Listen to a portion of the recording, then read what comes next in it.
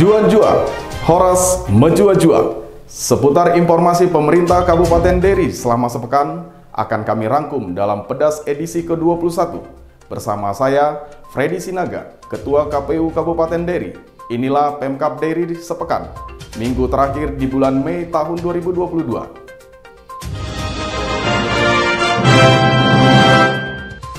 Perjumpaan kita kali ini diawali dari informasi halal bihalal di Kecamatan Simpan Empu Ulu. Bupati Edi Brutu hadiri halal bihalal dan pengajian akbar bersama dengan NWC NU Kecamatan Simpan Empu Ulu Minggu 22 Mei 2022 bertempat di UPT SD Negeri 036564 Kuta Deleng Kecamatan Simpan Empu Ulu. Acara yang rutin dilaksanakan setiap tahunnya ini mengusung tema dengan halal bihalal kita tingkatkan silaturahmi yang kuat dan unggul, terkhusus di Sinehu, umumnya di Kabupaten Deiri. Bupati Deiri Dr. Edi Brutu didampingi Sekretaris Dewan DPRD Deiri Ion Hendrik hadiri halal bihalal dan pengajian akbar bersama dengan NWC NU Kecamatan Simpan Empu Ulu. Dalam sambutannya, Bupati mengatakan halal bihalal merupakan tradisi umat muslim sebagai salah satu upaya merefleksikan bahwa Islam adalah agama yang toleran yang mengedepankan pendekatan hidup rukun dengan semua agama. Bupati Edi menyampaikan terima kasih sekaligus apresiasi yang setinggi-tingginya kepada seluruh pengurus NU Deiri, Forkopimda Simpan Empu Ulu dan semua pihak yang terlibat serta seluruh masyarakat yang hadir dengan sukacita mengikuti kegiatan. Sebelum meninggalkan kegiatan tersebut, Bupati Dr. Edi Brutu memberikan bantuan sembako dan bingkisan kepada masyarakat disabilitas serta lansia sebagai bentuk dukungan dan kepedulian.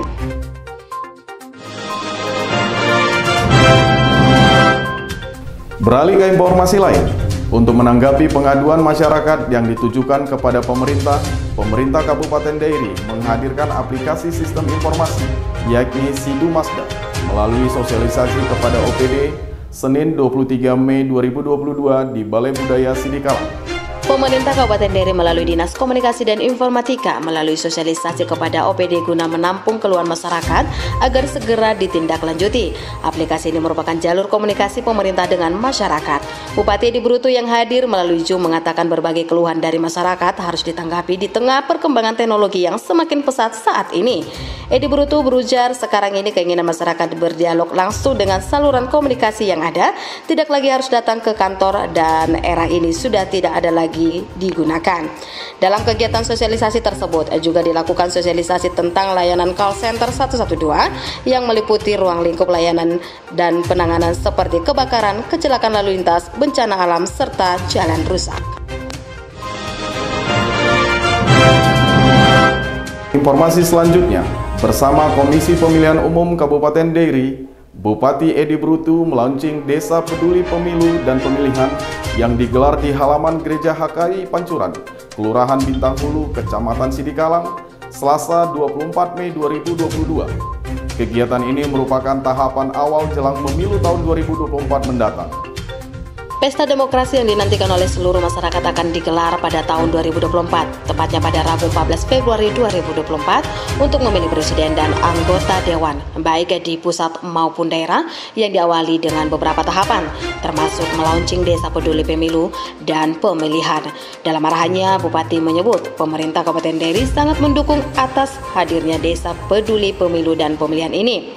Perlu diinformasikan, pemilihan presiden dan anggota dewan akan dilakukan pada tanggal 14 Februari 2024 dan pemilihan kepala daerah secara serentak pada tanggal 27 November 2024. Nantinya akan ada 100 orang kader pemilu dari 4 lokus, masing-masing 25 orang yang akan disebar untuk menjadi garda KPU dalam menyampaikan pentingnya untuk sukseskan pemilu 2024.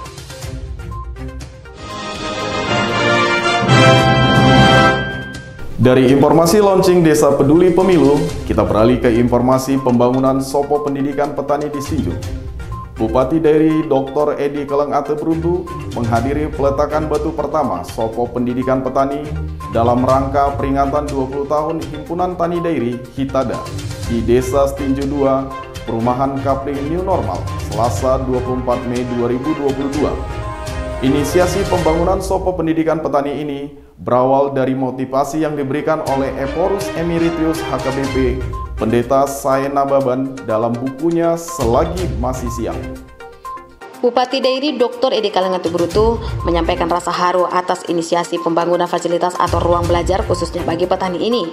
Ia menyebut inisiasi seperti Sopo Pendidikan Petani ini penting bagi kita semua untuk kembali membudayakan bertani terutama bagi kaum muda.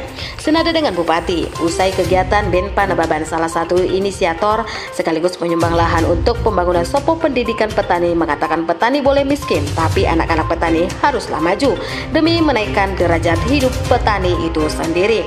Benpa menambahkan kehadiran kita di tengah masyarakat dalam meningkatkan kualitas pendidikan anak-anak petani adalah untuk menjawab tantangan yang dihadapi dunia pertanian dan petani itu sendiri.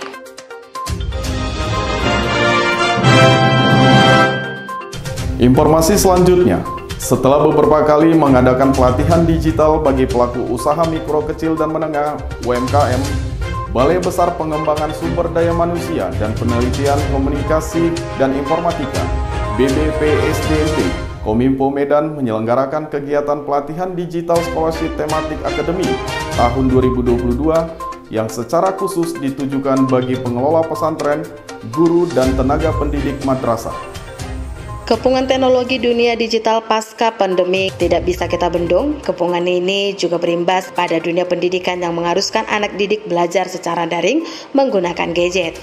Untuk meminimalisir dampak negatif digital tersebut, BBPSDMP Kominfo Medan menyelenggarakan kegiatan pelatihan digital talent scholarship Thematic Academy yang diselenggarakan selama 4 hari sejak Selasa hingga Jumat tanggal 24 hingga 28 Mei 2022 di Aula SMK Negeri 1 Sidikalang. Dalam arahan sekaligus membuka kegiatan, Bupati Dairi Dr. Edi Kalengati Brutu menyampaikan bahwa teknologi digitalisasi memang menarik, namun akhlak yang baik sangat penting di tengah pemanfaatan digital itu sendiri. Anak-anak tetap bisa menikmati digitalisasi, namun tetap terkontrol dengan baik berkat peran guru dengan tenaga kependidikan di pesantren dan madrasah. Edi Brutu menjelaskan pelatihan pendampingan agar guru dan tenaga pengajar khususnya madrasah dan pesantren makin efektif mengurangi dunia digital sekaligus agar proses belajar mengajar itu bisa lebih efektif karena konsep digitalisasi pada dasar lebih mudah dimengerti melalui audio visual serta interaksi.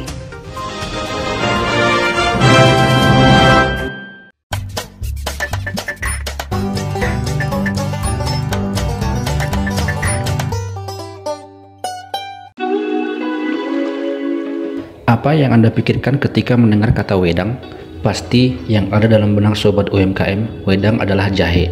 Ternyata bukan jahe, wedang itu artinya adalah air hangat. Itulah yang disampaikan oleh Danang, pengusaha muda yang bergerak di dunia kopi. Wedang Coffee, nama usaha yang ia dirikan sejak tahun 2016, di mana awalnya dibuka di Kompleks Pujasera, Jalan Rumah Sakit Umum Daerah Sidikalang. Saat ini, Wedang Coffee sudah berlokasi di Jalan Sisingamangaraja nomor 362, Kota Sidikalang. Berdirinya Wedang Coffee diceritakan Danang karena berawal dari kecintaannya terhadap kopi, belajar secara autodidak dari media sosial bagaimana cara pembuatan kopi yang membuatnya semakin tertarik dengan dunia kopi. Seperti cara membuat kopi cappuccino yang ternyata bukan dari kopi saset. Ada cara tersendiri dan teknik yang harus dipelajari baik secara manual ataupun menggunakan mesin pembuat cappuccino. Awal mulanya sih berdirinya Wedang Coffee ini karena saya awalnya suka dengan kopi gitu, dan saya juga lihat dari sosial media dan belajar manual otodidak cara-cara pembuatan kopi, dan di situ saya semakin tertarik di dunia kopi. Dulunya saya cuma mengenal kopi ini hanya kopi Robusta, dan rupanya ada Arabica dan lain-lain gitu. Di awal berdirinya Wedang Coffee, Danang mengatakan untuk membuat orang suka dengan cita rasa kopi yang sesungguhnya, banyak orang yang menolak karena sudah terbiasa dengan kopi saset atau kopi tubruk. Namun, seiring berjalannya waktu, Wedang Coffee secara perlahan mulai banyak dikunjungi oleh para penikmat kopi. Untuk menu kopi andalan di tempatnya, ia katakan adalah Honoho Coffee yang diracik sendiri dan baru ia yang menjualnya. Selain menyajikan minuman kopi, Wedang Coffee juga menyediakan menu kuliner yang khas dengan masakan lokal khas dari Dairi. yang dijual seperti ayam pinadar, peleng, dan yang menjadi menu favorit adalah ayam pinadar dan ayam sambal tek-tek.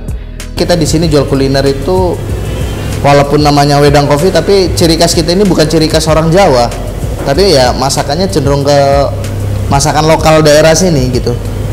Kenapa? Karena yang kita jual itu ya ada kayak makanan tradisionalnya, misalnya nih ayam pinadar itu kita ada sediain, peleng ada, dan di sini yang untuk favoritnya untuk saat ini ayam pinadar sama ayam sambal tek-tek. Untuk harga minuman kopi dan kuliner di Wedang Coffee, tenang saja sobat UMKM, harganya masih terjangkau. Untuk yang mau pesan, boleh dihubungi lewat nomor handphone 0877 4844 8899. Bagaimana? Tertarik untuk meminum kopi dan menikmati kuliner di Wedang Coffee? Dari Kota Sidikalang, Kecamatan Sidikalang, Kabupaten Dairi, tim dari KAP TV melaporkan. Segmen UKM Wedang Kopi tadi menjadi penutup perjumpaan kita dalam edisi Pedas 21 kali ini. Mari tetap patuhi protokol kesehatan dengan menerapkan 5M. Saya, Freddy Sinaga, dan kru yang bertugas undur pamit. Sampai jumpa di Pedas edisi berikutnya. Jangan lupa like, share, and subscribe channel YouTube dari KAP TV. Juan-juan, Horas Mejua-jua.